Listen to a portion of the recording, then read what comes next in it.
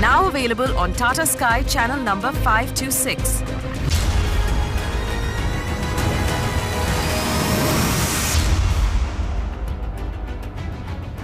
Affordable housing and urban infrastructure are major focus areas of Budget 2016. How will this impact your home buying decision?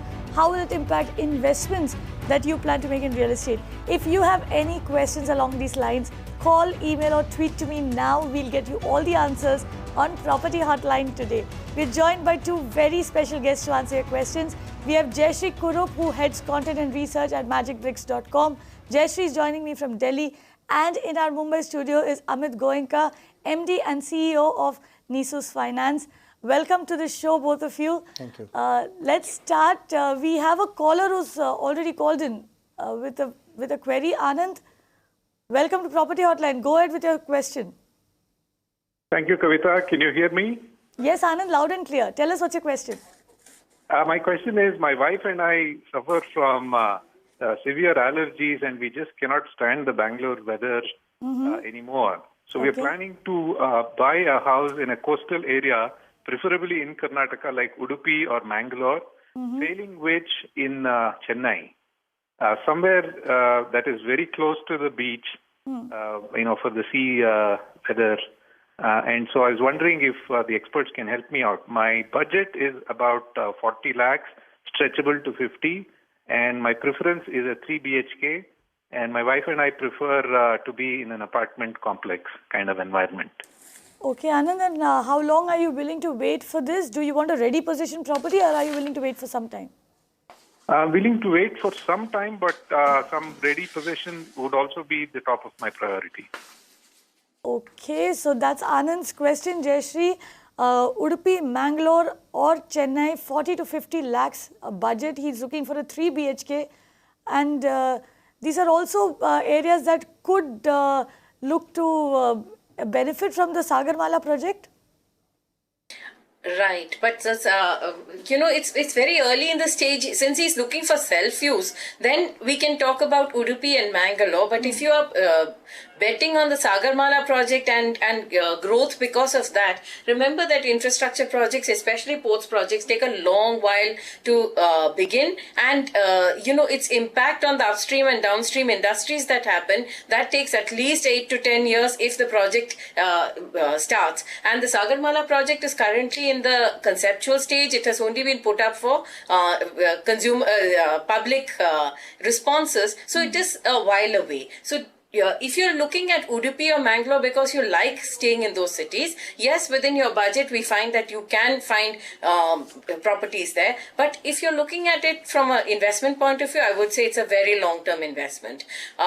In Chennai, within your budget, there are many places where you can buy. But Chennai is like a large city. If you say, I want to stay in Chennai, I would say that you should actually identify north, south, east, west, central, which part of Chennai, because Chennai is not a very highly priced market right now, and you will be able to get within your budget in several places. I have a suggestion, Kavita. I would say that somebody like Anand should go to the website, post your budget, and I know that you can get properties within your budget. I would say look at the properties that come up, identify the localities that you like to stay in, and then shortlist and see which are the projects that you would like to go with. After that, do your due diligence, because there are many projects that are available. If it's a secondary market, do your due diligence as far as titles go and as far as your total legal due diligence goes. If you are taking a loan from a bank, the bank also does a due diligence which you can write. Right. But if you were to choose between these three markets, how would you rank them, Jayashree? I would say that Chennai is an established market, and therefore you would get, in Chennai, all the infrastructure is in place. Mangalore and Udupi are much smaller towns. They will be quieter. It depends on what your requirements are. If you want to lead a semi-retired life or a very quiet life, then go to these small cities. But otherwise, I would say you should be looking at Chennai, because coming from Bangalore to a very small city, you may find problems with, lifestyle issues. Right, Anand? So easier to move from a metro city to another metro city. However, if you're looking for a quiet lifestyle, then you should probably look at Mangalore or Udupi. Otherwise, Chennai is the best bet. Moving on, we have Prasad who's called in from Nagpur. Prasad, tell us what's your question. Yeah, madam. Good evening. Good evening. Yeah, my question is, I want to invest some property in Tumkur Road. What will be the prospectus in this area? Because I heard there is Bangalore and Mumbai corridor is there, and Tumkur is declared as a smart city. So, keeping all these things in mind, whether it will be better option, we have to think in some other areas. Right. What is your budget? Budget is around 50 to 60 lakhs. 50 to 60 lakhs. And how long are you willing to wait with this investment? How long will you stay invested? I can wait up to 5, 6, 7, 10 years also. No issue for me. 5 to 10 years. Amit, 5 to 10 years should be quite a decent amount of time, especially if he wants to take advantage of the smart city, the Bangalore-Mumbai industrial corridor. A lot of infrastructure projects are coming, that way. Absolutely, Kavita. And Prasad, very interesting and very unusual choice of Tumkur as a micro market within Bangalore.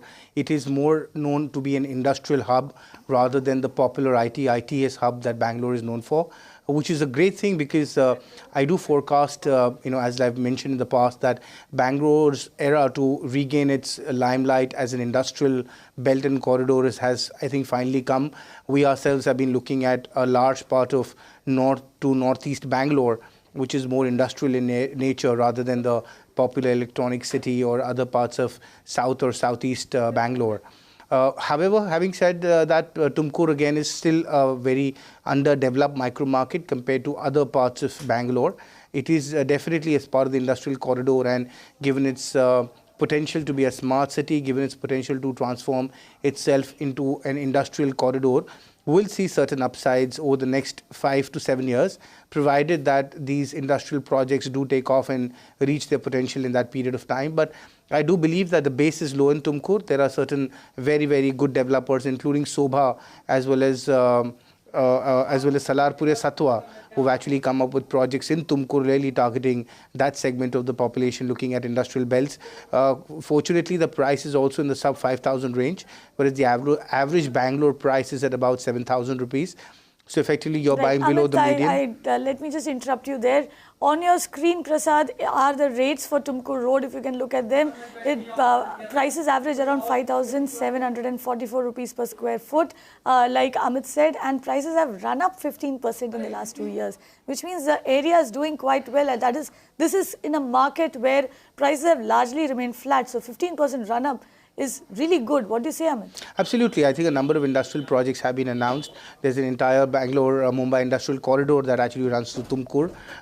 Bangalore has benefited from elevated industrial corridors and expressways to a number of other extension of the metro to south and as well as north of Bangalore. So clearly the infrastructure initiatives, especially targeted at the industrial towns and belts like Tumkur, clearly make a big difference, especially in the recent past. These announcements have had that impact on the pricing already. However, the sustenance of an increase will only be visible in the next 4 to 5 years. So, Prasad, if you are bound to stay put for 5 years, then certainly you can take a pick from the number of choices that I've made here, which is go with branded developers who are bound to complete or deliver the projects. Some of them are already ready to move, which means you can potentially also rent them out quickly and hold it for an upside over the next at least 4 to 5 years. That's really when I see Tumkur going back up. Right. If you want immediate upsides, then there are other micro markets in Bangalore to look at. Don't look for immediate upsides. Hold for at least 5 to 10 years and go with a branded developer. Moving on, we have Shekhar Chaudhary who's called in. Shekhar, go on, tell us what's your question. Hi there, I'm calling from Bangalore. Yes, Shekhar, tell us. My question is specific about Mangalore as a destination. Mm-hmm. Now, world over, if you really look at the growth of the cities, and let's not go too far, let's look at China itself, or the competitors in various things. Most of the cities have developed along the coastal line. And out of the coastal cities that we have in India, Bangalore is one such city where we have such infrastructure like international airport, there's a seaport, the railway is well connected, there are several national highways. Right. And the source of opportunity there. And also it's been chosen as one of the smart cities, designated smart cities. And also it's part of the Sagarmala project. So with all this background, one doesn't hear much about Mangalore as a destination. Shekhar, what is your what amount are you looking to invest, and how long do you want to hold on to that project? See, I am looking at actually Mangalore as a destination, and especially the outskirts of Mangalore, beyond 10 kilometers from the CBD area. And the land there is still very reasonable. And I just want to check with the panelists as to what has the scope of growth of real estate in Mangalore, given the background that I was mentioning, and also the employment, because a lot of people who are working in Bangalore. Right, Shekhar. Just let me get one thing right. You want to invest in land, right? Yes. Okay. Jayashree, do you want to take this, since you've already answered one Sagarmala linked question? Now, Shekhar wants to bet on both the Sagarmala project and the Smart City project. What are the prospects you see for Mangalore? A couple of things that I would like to tell Shekhar. Because you have been chosen for the Smart City project, that does not mean that real estate values are going to zoom. The Smart City project means the city becomes livable. There are many civic infrastructure projects that will get underway, and as a result, the livability of the city goes up. But because of that, the impact on real estate values is going to be a while away. It is going to be at least 8 to 10 years away, because you're going to the planning process starts, the implementation starts, and then there has to be adequate amount of people living there for the demand to pick up. Now, like you said, it is part of the Sagarmala project, but it is a long-term project, and in India, typically, it's not that ports have driven real estate projects significantly. Not yet anyway. We are talking about coastal development, we are talking about port development, but that's in the future. So you're looking at about a 10-year time frame, and even then, if you're going in as an investor, small cities and port cities have not given the kind of returns that established manufacturing or IT cities have given. So be careful when you look at Mangalore as an investment destination. No doubt it's very beautiful and could be very livable because of the smart city tag. Okay, so that's your answer there, Shekhar. You'll need to be a little careful if you're looking to invest in Bangalore. It's a lovely city, but you may not get those great the returns that you're expecting, and also you'll need to hold for a long time. We have JB Naik who's called in. Mr. Naik, go ahead. Tell us what's your question. I want to purchase a flat in Dahisar or Borivali, ma'am. In Dahisar or Borivali. What's your budget? 60 lakhs. 50 lakhs. Yeah. Okay. And are you buying this for end use, or are you buying it as an investment? For myself only. I want to stay over there. You want it for yourself. Okay. Yeah. Amit, what would you say? Dahisar, Borivali, 50 lakh rupee budget, and he wants it for end use. So given the budget, I think for Mr. Naik, acquiring something in Borivali looks slightly challenging. The average prices for Borivali are more in the 12,000 to 14,000 range. There have been a number of new launches in Borivali by the Shapur Palonji group, to Oberoi's, to a number of other projects which have come up in the vicinity, all of whom have a median price of between 13 to 14,000 rupees. So, that obviously makes even 1 BHK slightly outside of the budgetary constraint. But Dahisar obviously has come up again very well. There are a number of good developers, including Lodha, who's at Dahisar. Of course, the price is slightly higher at about almost 10,000 rupees a square foot, but which means that you can find even a 700 square foot apartment in Dahisar. If you were to come a little ahead or before that, you could look at even Thakur complex at Kandivli, which is a very well established society and development, where again you find 600, 650 square feet studios and 1 BHKs. Though of course the price is more like 15,000 rupees, but it still maybe fit your budget. In Bombay you have this, in the Mumbai market you have this very clear distinction between the east and the west zones within a market. What would you suggest? Clearly, I think the eastern belt will be far more. Yeah. So Dahisar East will tend to afford these prices. Also, the maximum developments are now coming on the eastern corridor of these micro markets because the western part of the city has been the first influx of development, and now the eastern corridors are getting developed with further accentuation of rail and road networks. So I would stick to Dahisar East as an option. For example, there's a project called Sparkling Wings, which is getting delivered in about 6 to 9 months, where the price is sub 9,000 rupees. And if you look at roughly a 600, 700 square foot apartment, you will be able to buy that within 50 to 60 lakhs. So look at Dahisar East, for within your budget. B, Dahisar again is a very, very established location. And of course, you do get all the social infrastructure, and does have a reasonable upside potential also given the influx of development and migration towards Dahisar belt. So I would go with Dahisar and go with a more nearing completing to completed property or project. And there are a few options available there which are in the sub 9,000 category. So, Mr. Naik, look at Dahisar East. The eastern zones are far more reasonably priced as compared to the western markets, and this is where most of the new launches are happening. Dahisar East, if you can look at the chart on your screen right now, is averaging around 11,280 rupees per square foot. Prices have run up 15% in the last couple of years, in the last 2 years to be precise. And like Amit said, you would get some certain sub 9,000 properties as well. Amit, very quickly tell me this, should he also look at the resale market? Well, as I said, look for ready to move in or nearing completion projects. Now the chances of getting into resale at ready to move in is much higher. But again, the discount or the bargain that you get will be lower. So it's really a trade-off between how much do you need to have a ready to move in versus what discounts. As you rightly said, the average price is about 11,000 plus. But because developers want to liquidate inventory, they're willing to actually trade a bargain of 10 to 15% discounts. Go out there, hunt for your property, go out, meet people, sit down with developers, and if they see that you're willing to buy, you'll probably get yourself a good bargain. Moving on, we have Prashant who's called in from Mumbai. Prashant, tell us what's your question. Okay, so I'm planning to invest roughly around 30-35 lakhs, and what I've finalized is Virar Ekta project. Virar Ekta project. Right. Do you have, that's where I'm planning to invest, and do you have any other option, a better option compared to this in the same budget? And if you can advise me.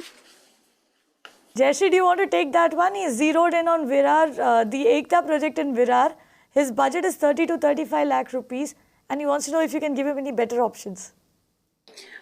See, the Ekta project, you were getting roughly at about 3,900 rupees a square foot. And in Virar, we have seen a drop in prices in the recent past, which is also true of Ekta. Now, if you look at Ekta, it is very close to completion. June 2016 is the scheduled date of delivery. So, like Amit said, pick up projects which are in late stages of construction and closer to delivery, so that you know that what your money is being put in, and you know that there can't be significant project delays at this time. Do check out on the ground what's happening. When I checked out on Magic Bricks, I found that there are many developers there. You've got Rustomji, you've got Bhumi and Arcade. There are lots of developers there, and roughly 4,200 per square foot range, you are able to get lots of projects. So what I would suggest is that you have picked up a locality where the prices have actually dropped for some time. But it's an established area, and you can expect that once the markets correct themselves and improve, you will get much better returns. All big developers are there, well-known developers are there, and if you're zeroing in on Ekta is a established developer. It's been around for a long time. It's not like it's a brand new developer that you're going with. I would say go with Ekta, but do check out. If you get a better deal, we have plenty of options in Virar within your budget. Right. Also, Jayashree, we know that, the rail budget, they did announce an elevated corridor between Churchgate and Virar. Now, there is the Delhi-Mumbai Industrial Corridor that's coming up. So, would you say that Virar as a location could benefit from all of these, developments, especially, as far as Mumbai is concerned? If there is a local train and if services are going to increase to your station, prices do go up. Absolutely. And that's why I said that you're picking up property in Virar at the right time. Prices have been down. If you pick up today closer to completion, the prospects are good. There's lots of infrastructure projects. Like you said, transport connectivity is a big boost. And we've seen that good transport connectivity always pushes up values by at least 10 to 25%, depending on how close you are to the transport corridor. And good infrastructure has a really positive effect on property value. So you're entering the market at the right time, and I would say look around, check out the property, go visit the site, check out that all the approvals are in place, and then go for it. So Prashant, go for it is the verdict from Jayashree there. And we are almost at the end of the show, but I do not want to let go both of you without asking you all this all important question. We've seen a lot of questions that have come in today from viewers. They're all trying to cash in on infrastructure. Now, I know that, like me, there would be a lot of viewers out there who would feel that they had missed the bus the last time prices went up in the property market. Obviously, they don't want to do that now. There have been a lot of infrastructure, projects that have been announced in the budget, in the rail budget and in the union budget today. How long do people need to wait for the effects of the infrastructure project to actually trickle down? And when you do want to invest, what should you be investing in? Amit, do you want to take that first? Certainly, Kavita. First of all, it's a good question because infrastructure is the first and foremost driver for creating any other asset class around that, whether it's housing, commercial, retail, etc. Any announcement, and more than that, a specific commencement date actually has the maximum impact in terms of price run-ups or price appreciation in a particular market. So one is that there are 3-4 items that one can look at when looking at the next opportunity to make that upside because of infrastructure development. First is the entire road corridors, which have now got accelerated, whether that's not just the Delhi-Mumbai corridor, but there are a number of trunk infrastructure corridor road projects which have got a very huge, almost 97,000 crore budgetary allocation on the road side. Secondly, and very importantly, is the revival of the defunct airports. Airport connectivity is very, very prime. Road corridor, revival of defunct airports. Jayashree, what would be your picks when you're planning an investment? Very quickly, we are completely out of time on the show. There have been ULB allocations, which means that civic infrastructure will be good. Swachh Bharat funds have gone up, which means that whenever there is a good cleanup of a city, values do go up, in addition to what Amit said about transport connectivity and airport connectivity. Okay, with that, it's a wrap on today's edition of Property Hotline. Jayashree, Kurup, Amit Goenka, thank you very much for coming in. However, you can keep your questions coming in. You know how to reach out to us. Drop us a line, send us an email, write it on our website. You can tweet to me. I'd love to hear from you. Or else just call in live like all the other callers you saw on the show. We will get your questions answered on Property Hotline. That's a promise. Keep watching Magic Bricks now.